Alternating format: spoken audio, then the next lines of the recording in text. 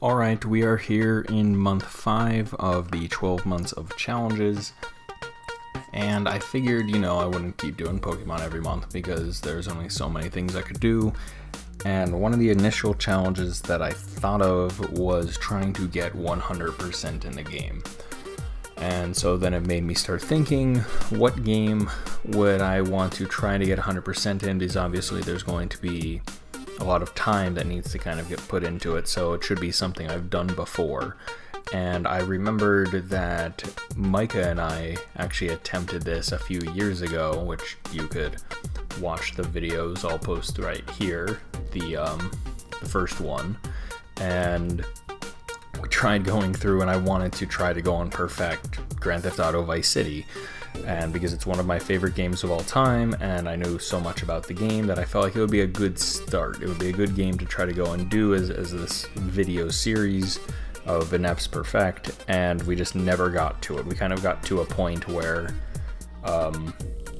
we would be waiting forever to really go and do anything, because we just didn't have the funds in the game. So trying to go through everything and the slow grind for that, and then everything kind of that just timing and whatnot after that, it didn't really work out. No issues between us.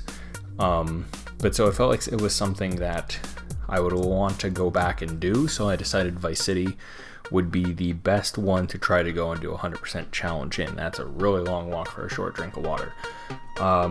So I figured, okay, let's look at fully, because I have forgotten, what is involved in getting 100% in Grand Theft Auto Vice City. Now, you can go and check the percentage in the stats screen on the pause menu, but what really goes into it? So you have the story missions, you have the gang missions, as they're called, you have the asset missions, then you have the rifle range, the vehicle missions, the different races, you have all of the other things that sort of go into it, and all these tiny little bits. So you have all of these sorts of things that go into what is the 100% of the game for Vice City. And I was like, okay, I think we got pretty far. I know I can go and do the story. There were some things that I'm like, might be a bit difficult, just overall knowing how the game works and my luck with it.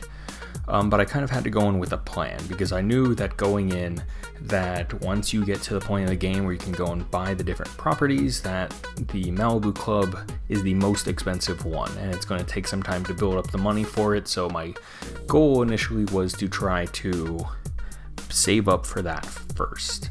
And then when I got to that point, I was about halfway there, and I realized that it probably would be easier to do other ones and then get those sorts of funds rolling, and then I can always just go and collect them while I'm doing other things, and then eventually be able to kind of get it that way.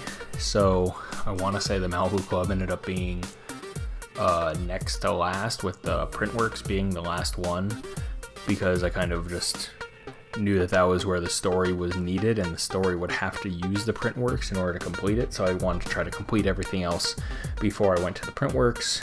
And I got the story missions done, no issues there. Got all the gang missions and the asset missions done, and so I was like, okay, let's see what else is still needed. Well, I made sure throughout the game, although there was a few points that I could get them, of collecting the hidden packages, because there's 100 hidden packages in the game, and so trying to go and collect them. So I went about doing that, getting all 100 hidden packages, which involved a lot of staring at a map online of here's where the packages were, and trying to go and figure it out. And overall, didn't take that long, but just took a lot of brain cells to figure out. And then so I was like, okay, not a problem. Let's get the hidden packages, and let's go through. So I, in the meantime, had gotten the Pizza Boy deliveries, which I didn't expect to go and get, and got the fire truck, which I typically can go and get. That's usually one of the easiest ones because it makes you fireproof in the game, so it's definitely a fun one to have. Made sure to get the rifle range, got all the RC things, did all the races, and the last one that I was like, okay, I still had a few things left. I had the paramedic and the vigilante to go and do, as well as the taxi cab. I needed to complete the rampages and complete the unique jumps. So those were the only things from this checklist that I found online of the things that were needed. And so once you have at least 90 of the hidden packages, you unlock the Rhino Tank, which is the most overpowered thing in the game, in my opinion, as seen by this ability to shoot it backwards, which just propels you forward, and anything you touch outside of another Rhino Tank will blow up, which is hilarious and was always a fun part in the game. And one of those things of, let's see how long you can last on a 6-star wanted level sort of thing.